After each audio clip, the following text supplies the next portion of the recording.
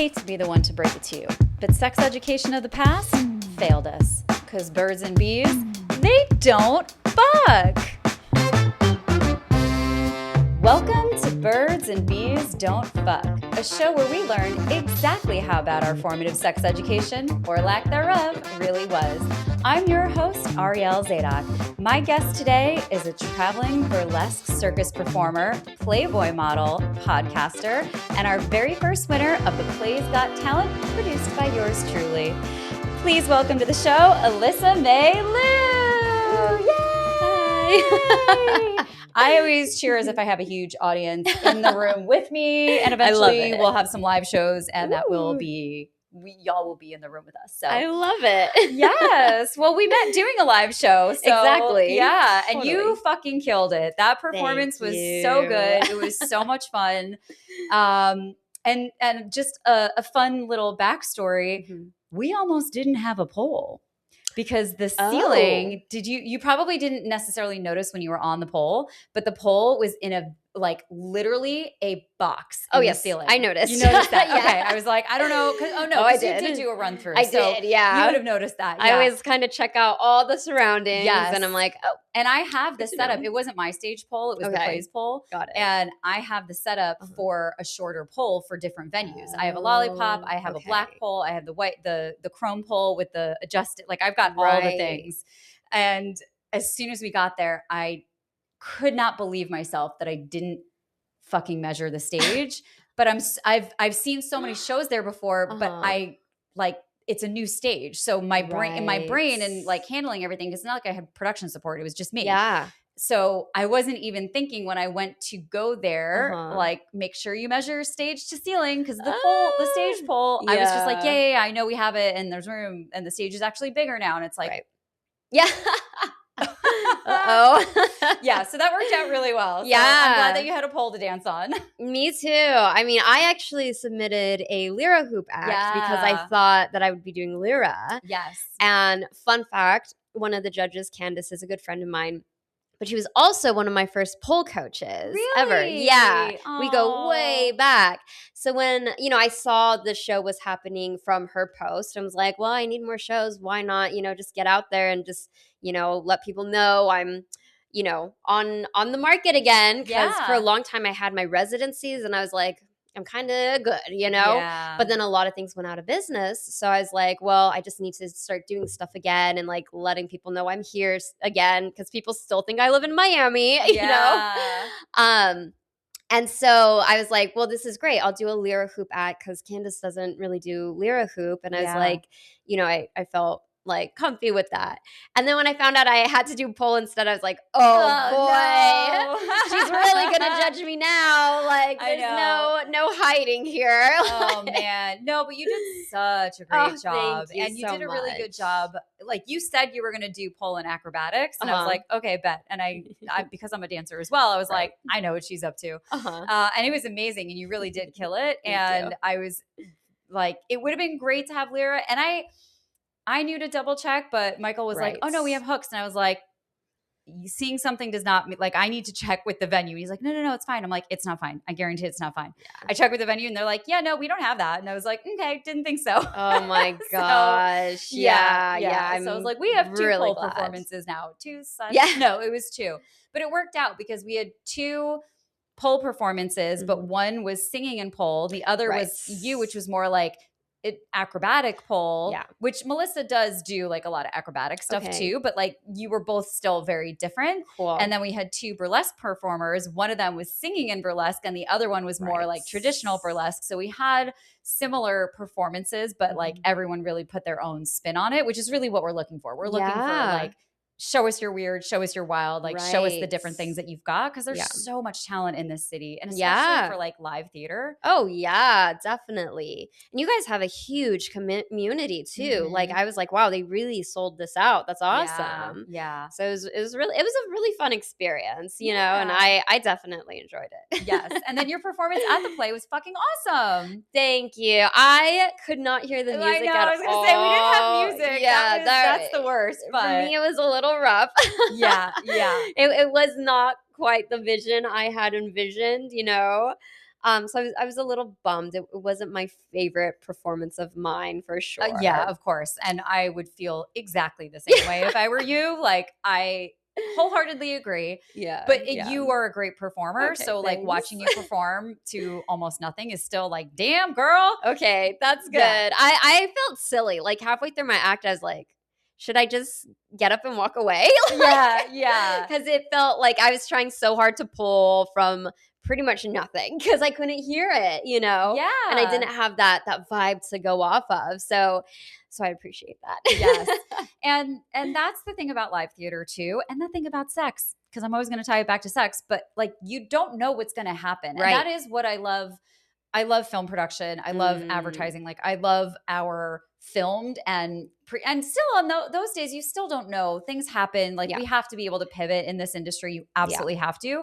But the difference on screen versus on stage is you're pivoting right in front of everyone. Yeah, and there's no retakes. There's no edit that out. It is what it is. Yeah, I've had 2 pole performances where in the routine, I switched the pole from spinning to static and back. Okay. Wow. And don't you know, perfect every single time until I was on stage for both of those performances. Oh no. Yeah. So oh my gosh. never again will I choreograph that into a piece. Right. But dancing on spinning pole is so different than dancing on a static pole. And I don't do tricks. So for me, I am way more static because I don't need it to spin. Like it doesn't add anything. It actually removes control for me when I, you know, like, cause you pretty much the spinning pole is like when you see people doing crazy ass tricks and they're spinning around the pole and they're like, wow, how are they hanging on and spinning? It's because the pole is spinning. It's not because they're spinning.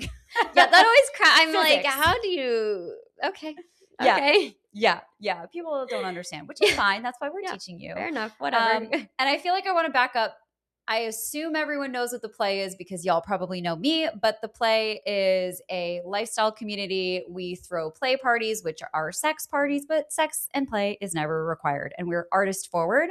So that's why we have like these really dope performances, and we take like 4 hours to warm people up. And for some people, they're like, what the fuck is this? I thought I'm at a play party. And it's like, yeah, we're more about like connection and setting the stage so that play can be possible in a way that feels good, that's consensual, that you have something to talk about, that you can be like, oh my God, Alyssa's performance. Did you see those fucking wings? She was wearing fire wings and had fire fans. It was dope as fuck. I love those wings. The vision for what that act was supposed to be, I wish could have come to life. Yeah. And it kind of fell flat a little because too, I was supposed to get into the water also. Yeah. Oh, but it was way just, too it was cold so, and I still ended up getting sick, not right away, but I didn't have a day off from the start of the month till probably 2 weeks in, I think. Oh my God. Yeah, so I still got sick, but I just knew for sure I would have gotten sick if I had jumped in that water. You would have canceled some bookings. Yeah, for sure. And that's kind of the balance that I think performers need to do that we don't really realize is that like when you're performing, you might be like, yeah, I'm all in, I'm going to do this. Right. But then that one thing can impact you for months. Yeah. Yeah. I mean, I stubbed my freaking toe before a performance. So I've been like in and out of this boot. I stubbed my toe. I used to have I actually was using it for the podcast last season. That's why I had it. But I had a bar stool that was over there. And I like walked into it one day and I was like, ooh, that really sucked. And it hurt. And it hit like in the perfect spot. Oof. And then I like slammed it into a wall when I was working one night and had to work an entire shift. And that was fucked. And then I performed on it in heels like a week or 2 later. So then it was just like injury on re-injury on re-injury. And like I'm still dealing with it. And that's happened in November. So wow. So I haven't performed since. I was going to perform on this Sunday, but then that was canceled because the host had some medical issues going on.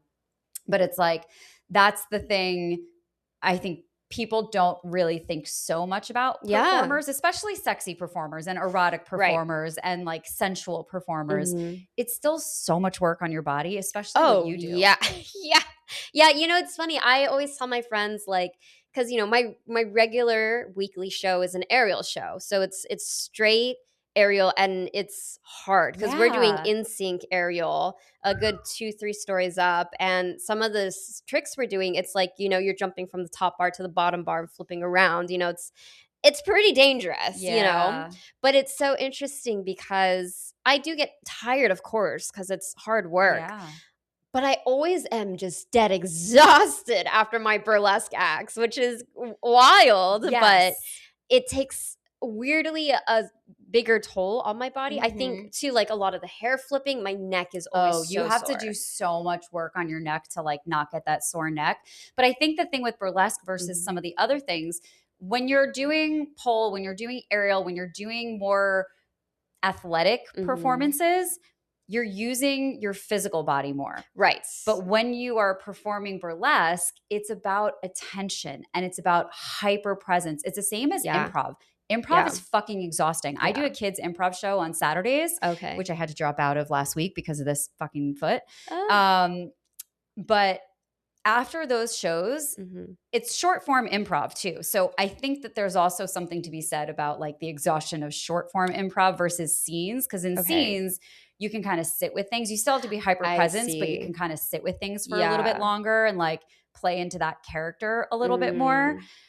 But especially with short form, especially for kids, it is even more high energy, but you have to be so present the whole time. Yeah. And same thing with burlesque. As soon as you, and same thing with sex, as soon as you switch out of that hyper presence, it's gone. Yeah. You lose the audience, you lose yourself, you lose your place. And in improv, it's so fucking obvious because everyone's like, did you even hear the last thing that person said? Like, are you even in the same scene? Oh no. Oh my gosh. So it makes sense that you'd be more tired after burlesque. Yeah. It's a lot of mental work while you're still doing physical work too. And I know for me too, because I like to incorporate like flips and fire and stuff, there's also the extra heightened awareness because I usually don't know my space before I go in. Yeah. So it's like, it's extra like, you know, oh, is there something above me? Like, oh, where's the people's hair around me? Like what's going on? Am I going to light something on fire? Do I have enough space to do a flip? Like, are there drapes going around? Yeah. Like, what is what's the curtain extra behind me? What's the sides? I can't, I have no words, I guess. Yeah, it makes sense. You know, it's fine. Sides of the stage. I don't know. Totally. Even like at the play, I was going to do a lot more acrobatics. I was planning my second half to be more acrobatic. And, you know, there was the drum kit behind the pole. And I thought about throwing a flip at one point. And I was like, man, like just one small step, you know, and like there goes my ankle. So I was like, we'll skip that. Yeah. And I performed fire on that platform, which like, when he was talking about the pole on there, I was like, you need to make sure that it can handle that weight. Yeah. That it can handle that weight specifically in the middle because this is a bridge and it's on plywood. Yeah. And this pole is 300 pounds. Yeah. And you have a person jumping on it, swinging on it. Like there's a lot of things that are going on. So like we have to make sure that is so freaking secure. Yes. I was very concerned for you. I'm glad because I went to go see the venue beforehand and I was concerned and they were like, oh, it's fine. I was like, do you know what a pole is? Yeah, I was like, but is it fine? Yeah. And, you know, sometimes people say it's okay and it's not, but it's your life at risk. Exactly. So ultimately it is your responsibility to be completely sure it's fine or you don't do it. Yeah. And also this is for all performers. You can say no. Yeah. You have to say no. And we work in an industry that is, speaking of improv, it's all yes and. Yeah. So you have to build those muscles of setting boundaries and feeling comfortable enough to say, this is not safe. I cannot perform. Yeah. And that's so fine. Important. Like, do it. You have to do that. Yeah. And again, same thing in the bedroom. Like, we have to be able to say when something is not okay. Yeah. Because you're the only one that's going to get hurt. Maybe other people get hurt too, but like ultimately you're hurting yourself. You're putting yourself at risk. Definitely. Definitely. Well, and even in modeling, it's even bigger, I think. Like, it's big in performing, but you know, it's a pretty clear like, oh, I could die from this or not, you know? But in modeling, it's almost so much more subtle that you really kind of have to go in with like the right headspace of what are my boundaries. That was a big thing I learned because it's easy to get sucked into modeling when you're young, you know, and you haven't, I hadn't developed any of that. Like, I come from an Asian culture where it's you do what you're told, period.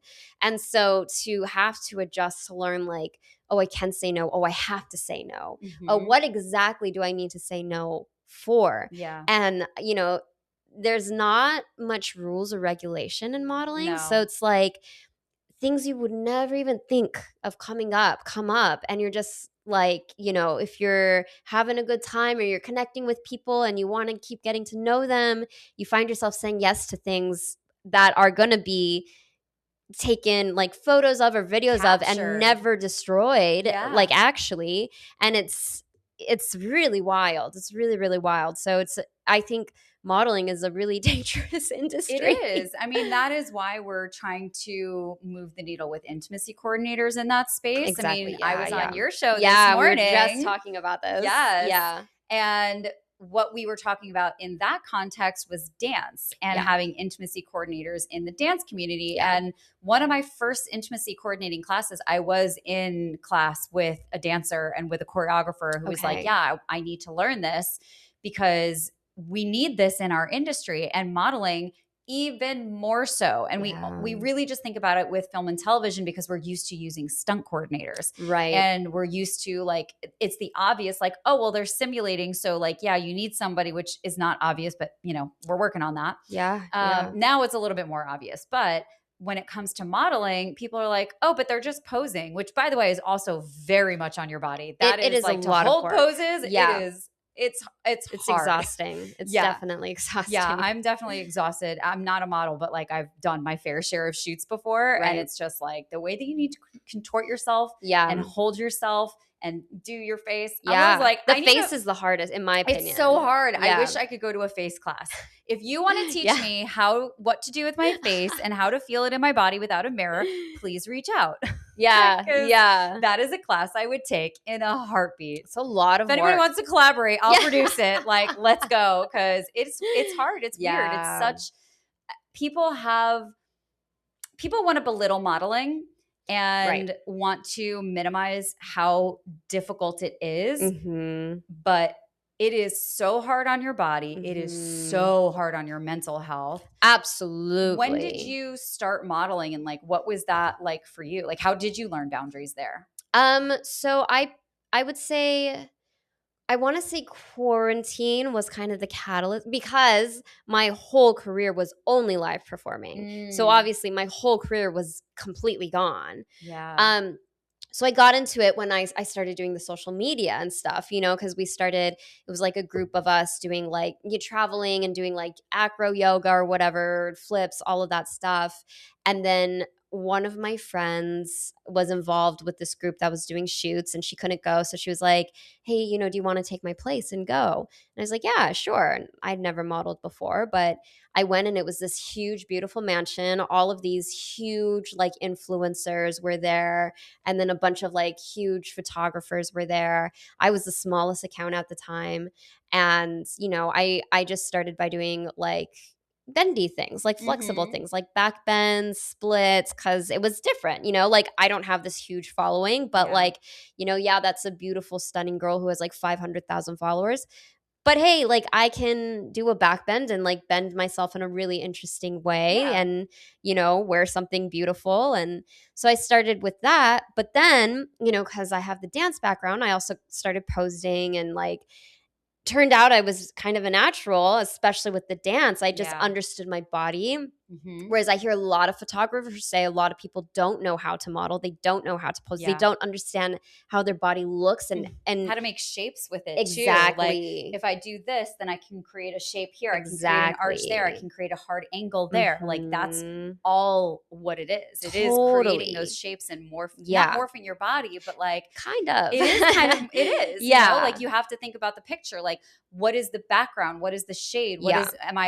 How am I interacting with the furniture? What is the shape I can make on that? And as a dancer, and what's the story that you're telling with your body? Yeah. Like something that's always really funny to me, you know, a big thing that kind of grew our accounts was, you know, we were booty girls, you know, we had booties and people knew we had booties. Shout out to the fat bottom girls in the group. I'm not going to lie. That was the start, you know, familiar. And it wasn't on purpose. It was that we were always at the beach doing you know, acro yoga, flexibility, handstands in bikinis. Yeah. So, you know, and obviously people see you have a butt. And then before you know, like, booty rocking everywhere.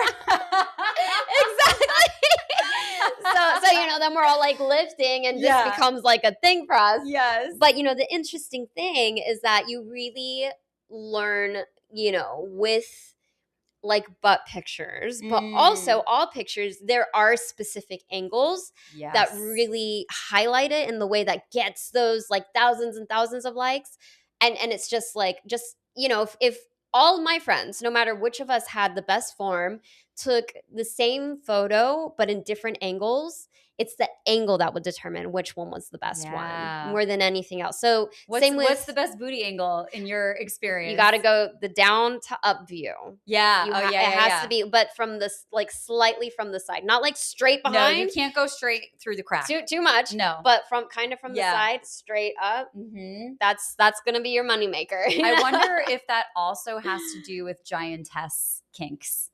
Do you know giantess stuff? No, it's I have not. So a giantess kink is when you are turned on by the idea of a giant woman and you are tiny and she is giant and she can eat you up and scoop you up, and it's just like I'm probably doing a disservice to what it actually is by explaining it in that way, but that is essentially what it is. It's this giantess, and the turn on is that she is so huge and she's so big. So I wonder if that angle, for some people, absolutely it would play into it. Also, it's just like a good angle, but that's interesting that because that is the forced perspective. When you're looking down up, anytime the camera is down looking up, that is a hero shot. That is putting that character in a higher up position. That's how we communicate a higher position of power, or, just like a regal person or a divine person or whatever it is.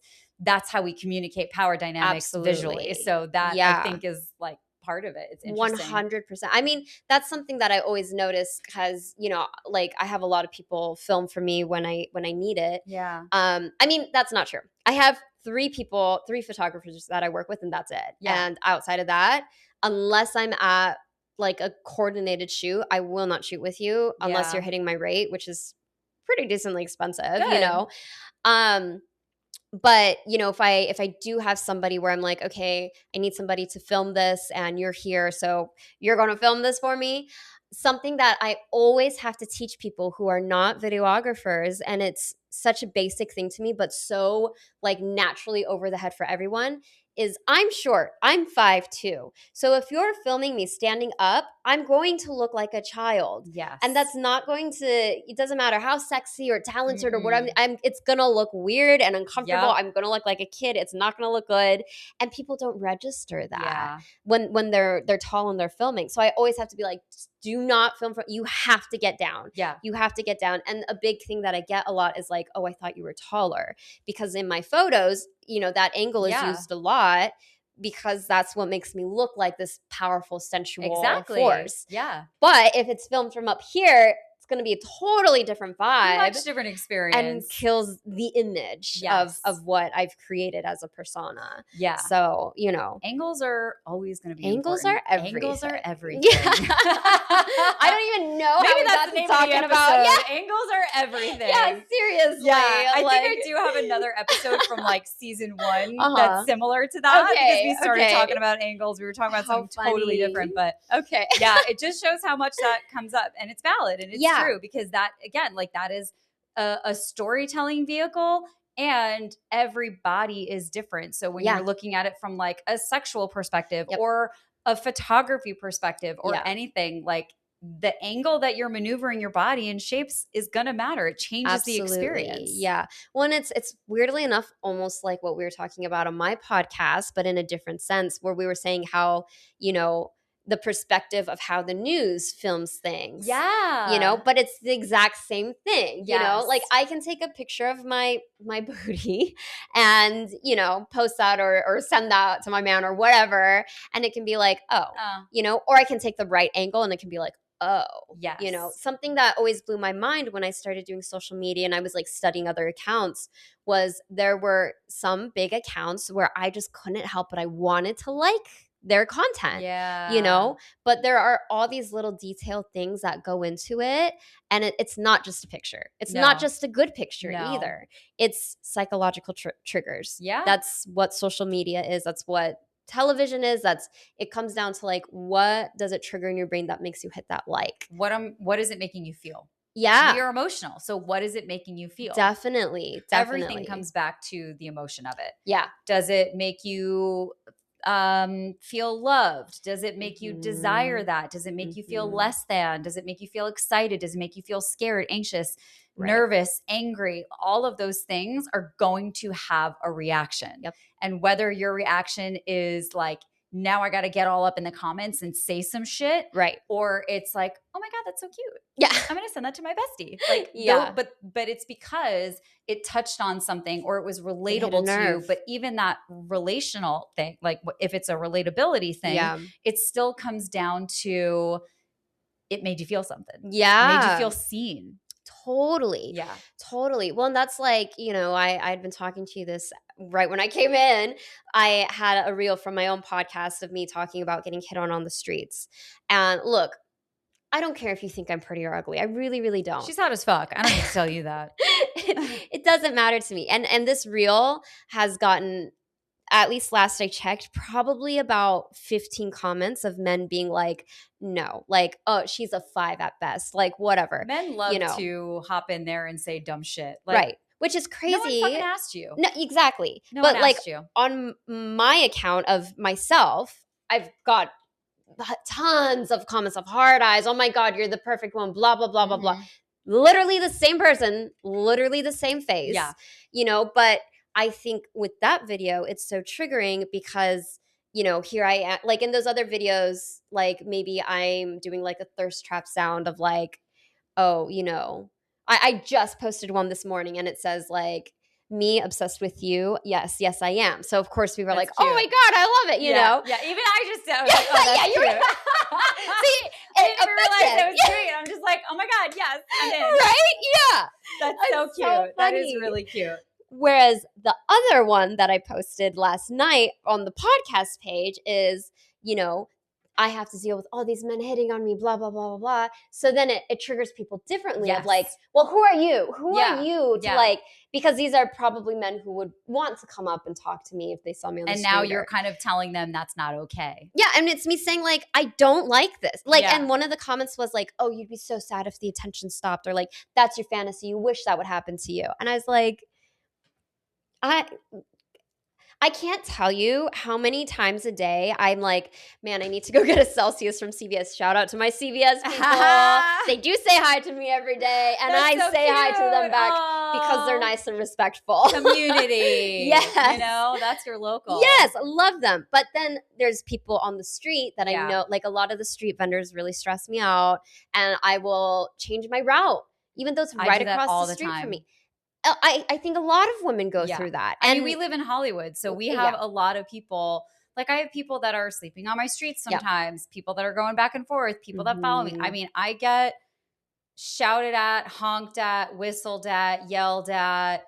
People try to talk to my dog, but like obviously, like but they're trying. It's very clear that you're actually just trying to talk. Like I can tell the difference between when you're like genuinely interested in my dog versus like you're just using that as a vehicle. Definitely. But living in places like this, it's just, and I'm not trying to say like, oh my God, I'm so hot. It's like, no, it's not about that. Because it's also when I'm in fucking sweatpants and whatever, I could be looking like a bag that's when I get it the most. Yes. That's always like, as I was telling you on my way here, I'm dressed like this, right? Yeah. I had somebody call me ugly. Yeah. Because I wasn't paying any attention to him. So, but it's usually when I'm dressed down that I get more of it. Yeah. And so the issue isn't about how pretty or not pretty any girl is. It's the fact is this makes us uncomfortable. Yeah. And I want to say this on my podcast too. I have had men come up to me and be like, I just need to let you know you're so beautiful. Yes, me too. And I'm like, fuck yeah, and I'm thank you, my dude. Thank you. That is so sweet. I'm going to keep walking and I'm not going to give you my number. But thank you. That actually did make my day. And the thing that I was going to say also, which I get a lot of that like with my hair or like, like when it is a genuinely respectful interaction. Yeah. great. It's Thank nice. you. Because I do that to other people. Like, Yeah. I'll do that to dudes sometimes too. If I'm like really digging some shit, I'm like, you look fucking great, dude. Yeah. Like, totally. we're all for that. Like Yeah. that has a much different energy Definitely. than what we're talking about. Yes. And I'm a New Yorker, so I'm used to getting catcalled. I've been getting it since, you know, Right. I was literally a child, because a child with a big butt and dark skin and big lips, we had a lot of attention that was unwarranted for a child. Wow. Yeah. Talk about being sexualized from as early as I can remember, because men. Love y'all, but some of y'all have problems. Talk to your brothers. But God, where was I going with that? I'm like, I just went on a fucking tangent. But oh my God. In New York, yeah, I feel like the catcalling in New York is there's the shitty catcalling, but my experience of being catcalled in New York versus catcalled in LA was so much better, because at least they're like, hey, mommy, or like, hey, ma, or like, you look fucking smoking, ma, or like, yes, you rock those boots. Like, that fucking dress is wearing, or like, you know, like whatever. Yeah. It's like, it's more elevated catcalling, I guess. I don't know. For sure. You know, it feels, but here, I live off of a main road. You live off of a main road too. I literally have men screaming at their fucking windows as they drive by. Yeah. I have men honking at me. I have them making weird clicky sounds at me. Like, these are very threatening interactions. Yes. Because I don't know if you were out of your fucking mind, if you're on meth. Exactly. Because I do often have to just,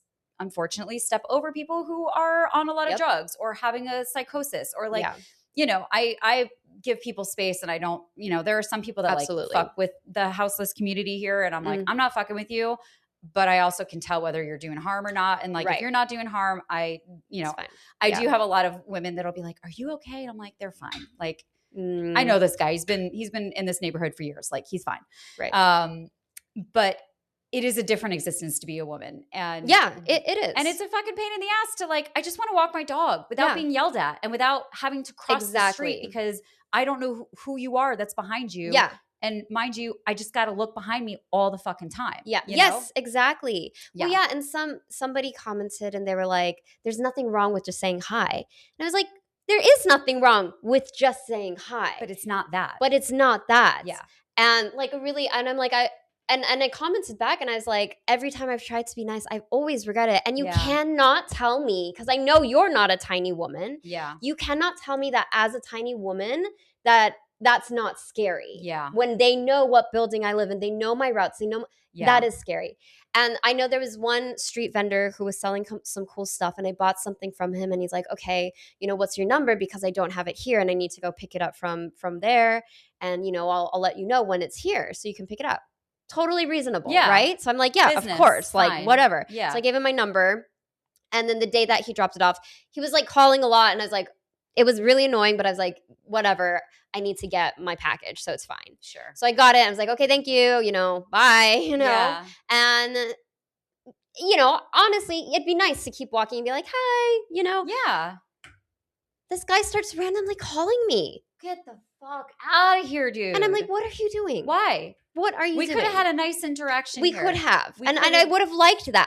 It's not that I want to be a bitch. Yeah. It's that now I can't. Yeah. Because if you're going to be calling me all the time, and you know what building I live in. It's scary. It is scary. Yeah. And it really is sad that we get pushed into these corners. Yeah. And it is, you know, it's literally a cat in a cage. Yeah. Like, that's all it is. Yeah. I think if it were, I mean, this is the same thing with sex. Like, women you would get fucked so much more, my dudes, if it was safer for women to do it. Absolutely. And we would be so much nicer in these circumstances if it was safer for us to do it. But the reality is, it's just not. Because we just don't know what is going to happen, who has what intentions, and what us even acknowledging. So here's the thing too, and this is something that I struggle with sometimes. I also don't give a fuck, but sometimes in the back of my head, I think about it. Like, I'll have people, like men, they'll say something to me, I'll give them one thing back, and then they keep going and keep going and keep going and keep going. Yep. And it is,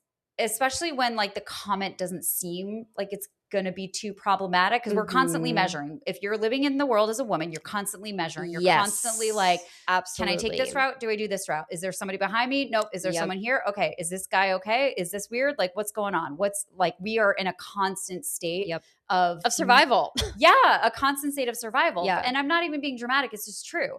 So like, if I walk by somebody and he says something to me, I don't want to ignore people. Right. But it is always that judgment call in the moment of, is it better for me to just keep walking by and ignore this dude? Yeah. Is it better for me to give him a slight acknowledgement? Which is also dangerous. Yes, which is also dangerous. Do I give him a full acknowledgement? Like, this is a very real thing that women are going through. It really is. Anytime a man who we don't know randomly says something to us, it is a constant like, what are my options? What is the safest one? Within it's a calculation. 5 seconds. Within 5 seconds. Yeah. Yes. That's what I commented to this guy as well. He's like, there's nothing wrong with saying hi. And I was like, this is what's going through my brain.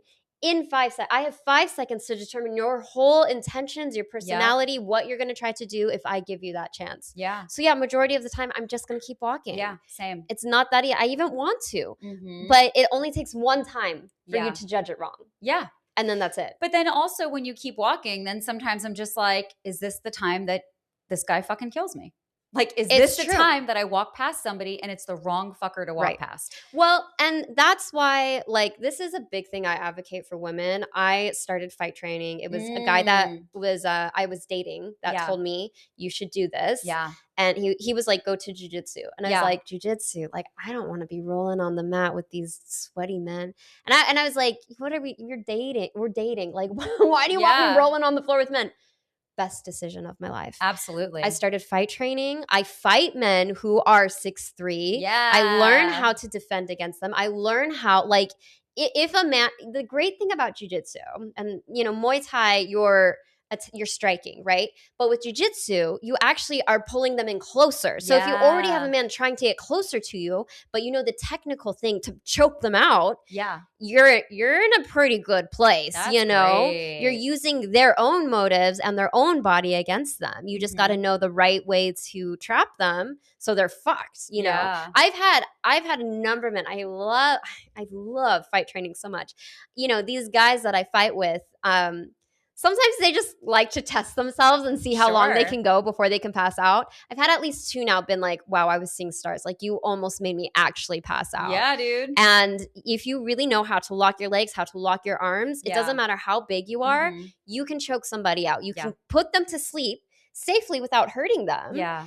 And get away. Yeah. And, and the great thing is, like, again, Muay Thai, I always get nervous about punching taller people because that puts me in a pretty risky area. Sure. But with jiu-jitsu, it's like, come here, baby. Come here. Yeah. Like, let's do this. Let's fucking do this. Yeah. And it's great. And that's why I don't get scared walking down the street anymore because I'm trained now. There was a 13-year-old girl who was trained in jiu-jitsu and somebody tried to kidnap her. She broke his... It was either his ankle or his arm. I think it was her arm. Good girl. But she got away. Yeah. And it's true. They teach you an armbar really early on. Yeah. You can snap somebody's arm in a second. I would love to take jiu-jitsu. You absolutely I have done martial arts. Like, I did martial arts in college, actually. Okay. Yeah. And my brother-in-law was a police officer, sergeant, all that shit for like decades. So when my sister and him first started dating, and I was like, I must have been like 11 or 12 at the time. She's a lot older than me. Yeah. So he was just like a regular cop at the time. And I remember I grew up Jewish, so we would do like Shabbat dinner every Friday nights. And like after Shabbat dinner, he would teach me how to, like, if someone grabs me, like what to do and how to do this and how to do that when I was like 11 or 12 years old. Do I remember those things? Not necessarily, but I've also done kickboxing with her because she loves kickboxing and I do too. It's super fun. So I've done a lot of kickboxing. I've done karate. Like I've done different things. And I don't have those techniques per se. Right. But I also feel very confident.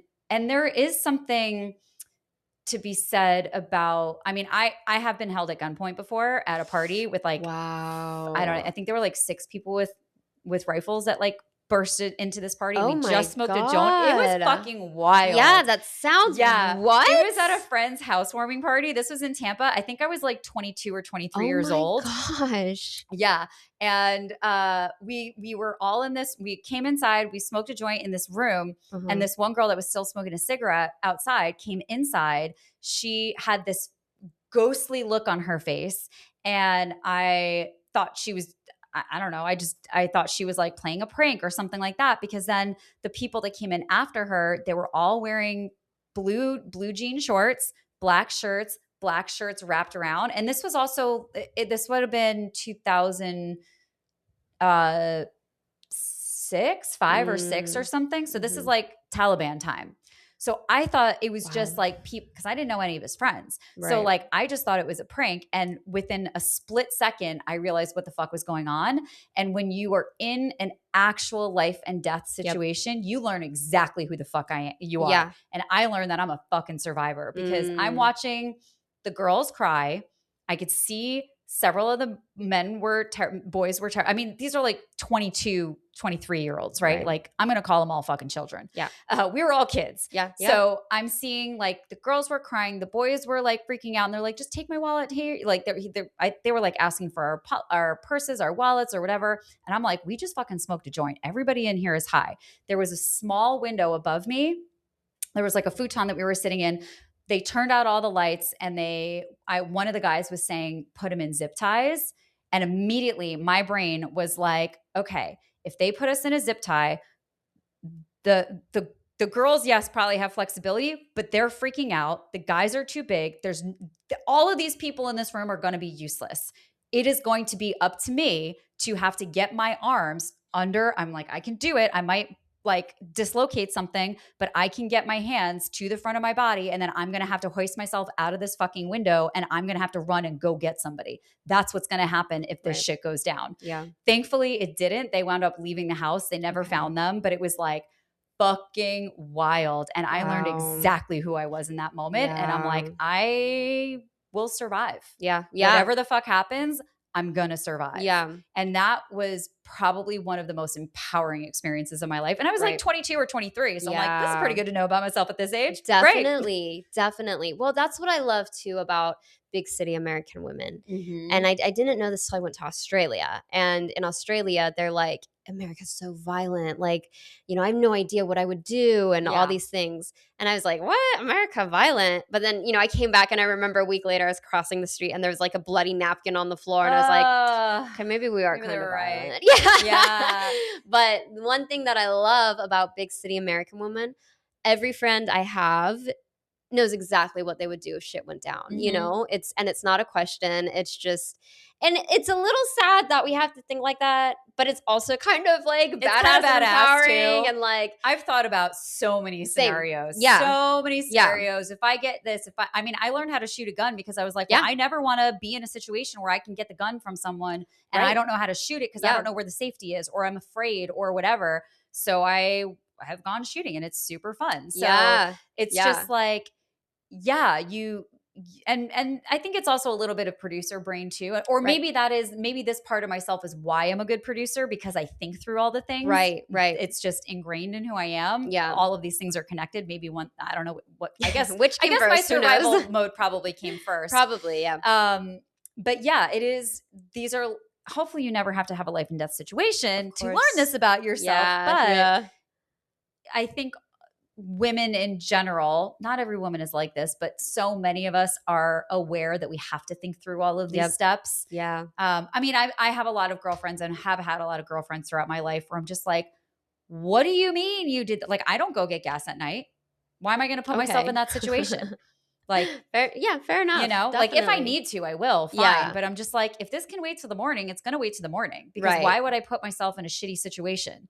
Probably nothing's going to happen. But if it does, I'm going to be fucking pissed. Right. Because I didn't have to do this. Yeah. I didn't have to put myself in this situation. Yeah. Sometimes I have to, and that's fine. But it is the little things like that men just don't have to they think don't about. have to think about. They just don't have to. Yeah. Well, yeah, I mean, yeah, that's very true. Like, you know, because I perform, I get home late a lot, so I have to walk my dog. But my dog, you met her. She's a big girl. She's a 130-pound cane corso. Yeah. So there is nothing better than knowing that it can be 4 a.m. in the morning in Hollywood, which is not the safest place. And I feel pretty damn good with that dog. Yeah. Like, I'm like, look, like, if you want to, but like these dogs were trained for gladiator wars. You know, they were trained to kill lions, bears, and like, yeah, my dog's a pretty spoiled girl, but that girl is she's a tank. Yeah, she's and she is fiercely protective of me. Oh, I bet. Like, so it's like kind of like it's on you, man. Like that's your life at risk, really.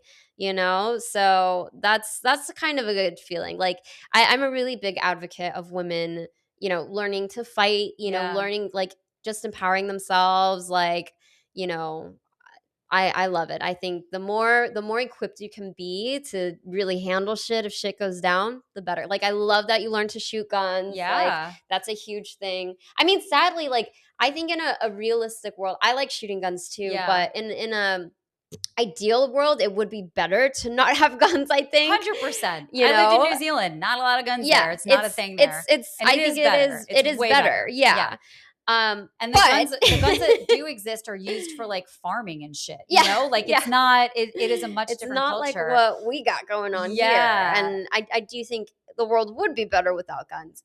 Yes, but because we do have them, you gotta know how to use them. You gotta know how to use them, and what to expect, because it has a big kickback. And again, the last thing you want in a life and death situation is to get that from a perpetrator and be too afraid to take action, because at that point it is your life or theirs, and that's it. And there's just no getting around that. Exactly. So we have both lived in, you lived in Australia, I lived in New Zealand, you lived in Miami, I lived in Tampa, St. Pete, but where did you grow up?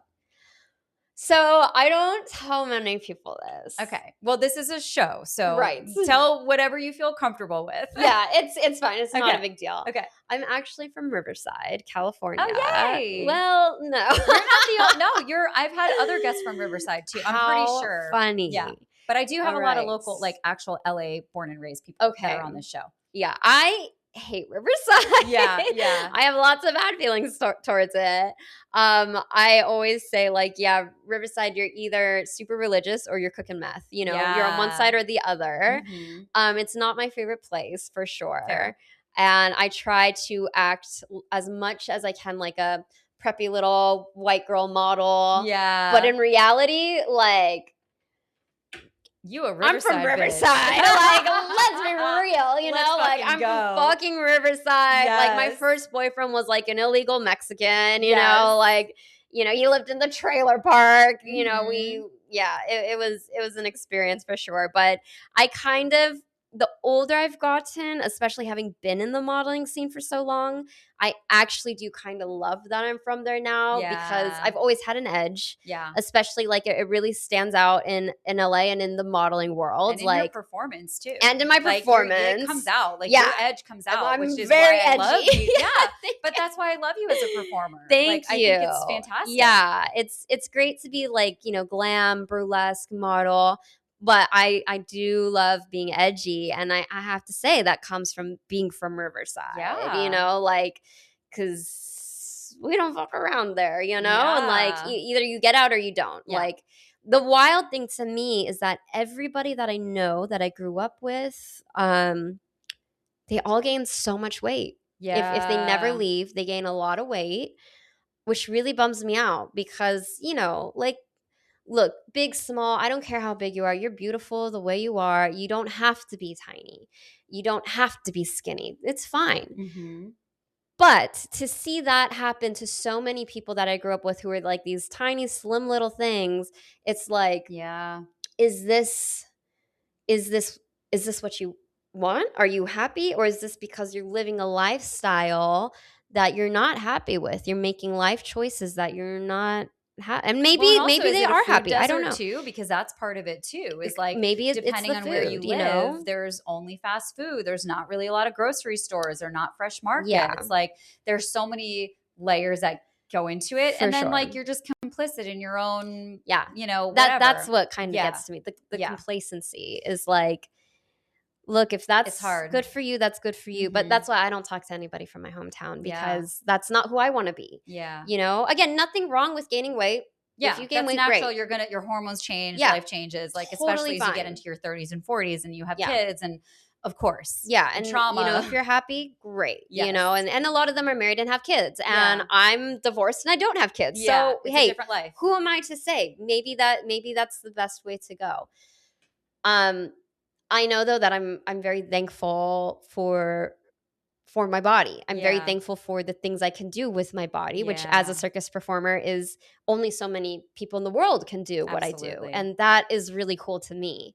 And I'm thankful for my health. You know, I'm thankful that I have a lot of energy and can do a lot of things that my high school peers could not, you know, could not even begin to dream of doing good things, you know? And again, we all choose our own path, but majority of my hometown, that was their choice, and that just was never going to be mine.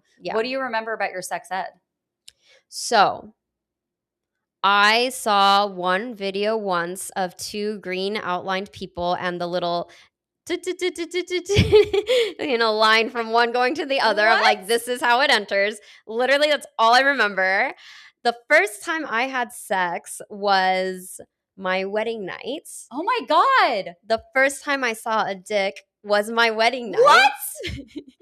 The first time I touched a dick was my wedding night. Holy shit. And my ex-husband, I will say, was not small. And I was a virgin. And I'm a tiny person. I'm proportionately tiny. So you know, we were doing all the foreplay stuff to lead up to it. So when I pulled it out, I kid you not, I started laughing. Oh my because God. I was like, that is supposed to go inside of me. It was so big. Yeah. And I was like, what the fuck, you know? And he was not a virgin, but he had only had sex 3 times. Yeah. So he knew nothing about warming it up, getting it ready. So we did not have sex on our wedding night. We cried. Yeah. We cried. We could not figure it out. We were like, babies. what? How old were you? 21. We were both 21. Knew nothing about sex. Did you get married so that you could have sex?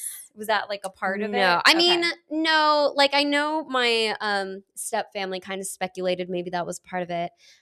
For me, I just always wanted to get married, you know. I wasn't like, I was never, still am not a wedding girl. I'm not into that stuff, but a life partner I always wanted. And I knew from the second I saw my ex-husband that we were going to be married. Like, I just knew. It's weird how you see someone and you're like, for me, I'll see someone and I'm like, I don't know exactly what it's going to be, but as soon as someone walks in the door, I fucking know. And sometimes someone will walk in and I'm like, really? Oh, fine. Huh? And I don't know how it's going to unfold, but I'm always fucking right. It's you sense wild. Things. I don't know what it is, but it's a real thing. Yeah.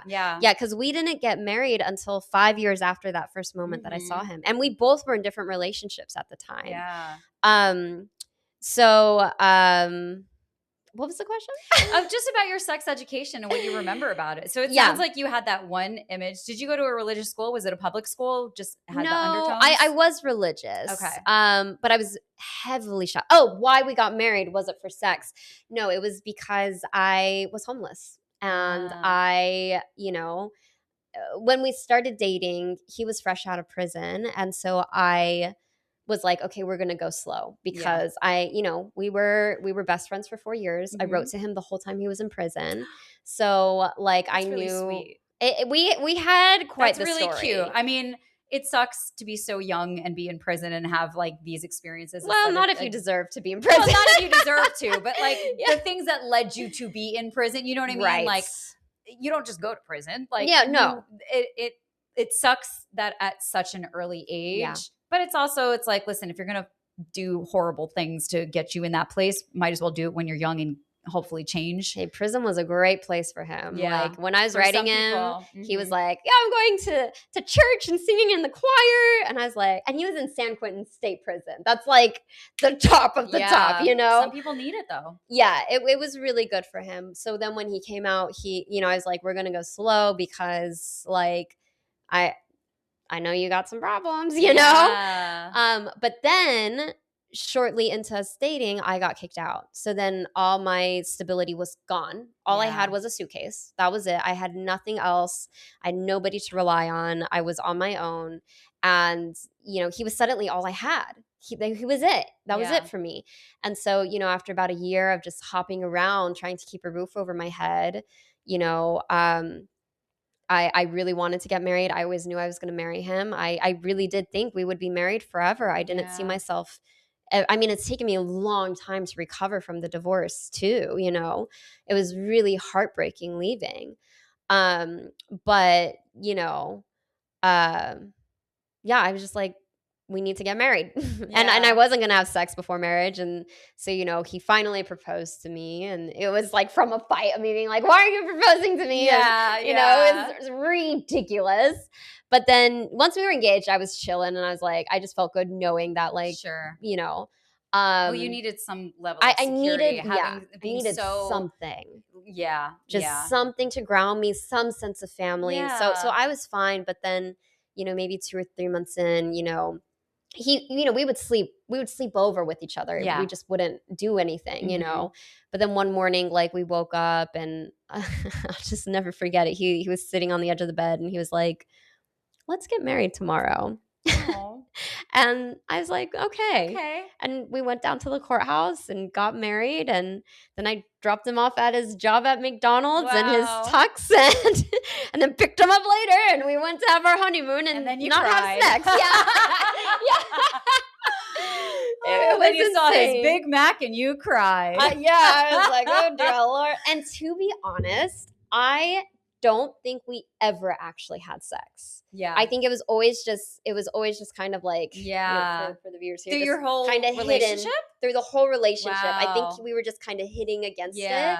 But then I remember the next person I was with, I distinctly remember the minute full penetration had happened. Like, oh, yeah, and I was like, that's it. That's what it is. Yes, you know. And game changer there. So, you know, so technically I think I was probably realistically a virgin until I was 23. Yeah. So you really were just kind of thrown into the fire. Like, you really had zero education, which is why I'm such a proponent of sex education. And I was telling somebody recently, I think part of the reason I dress the way I dress is almost, I think it is an act of rebellion.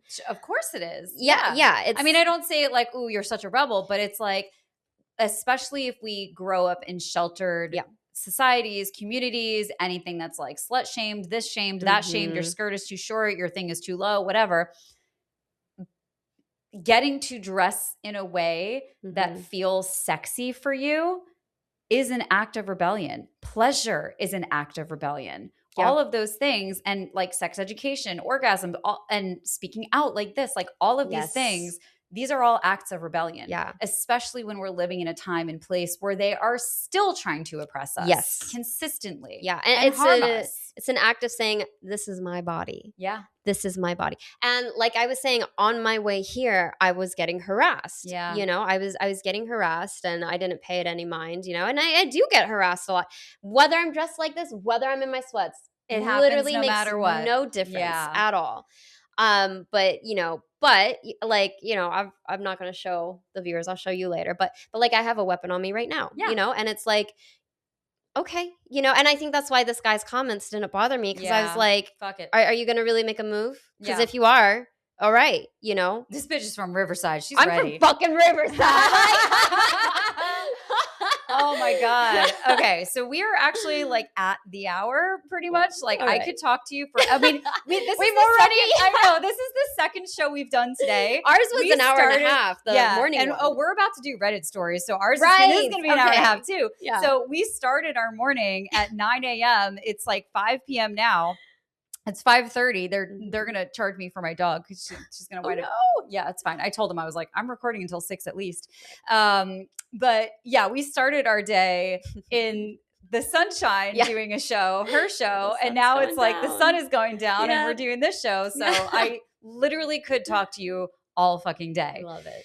So what I'm going to do is I'm going to read the Reddit stories and I'm going to read you 3 of them. We'll get to decide which one to start with. And then depending on how time is, then we'll read either 2 or 3 of them. Okay. And y'all are going to have to come over to Patreon to hear us yapping about these stories. So if you want to come over there, head on over to Patreon and then we'll tell people where to find you. But first, let's give a little teaser. Okay. So the first story that I pulled is yesterday my brother told me he was in love with me.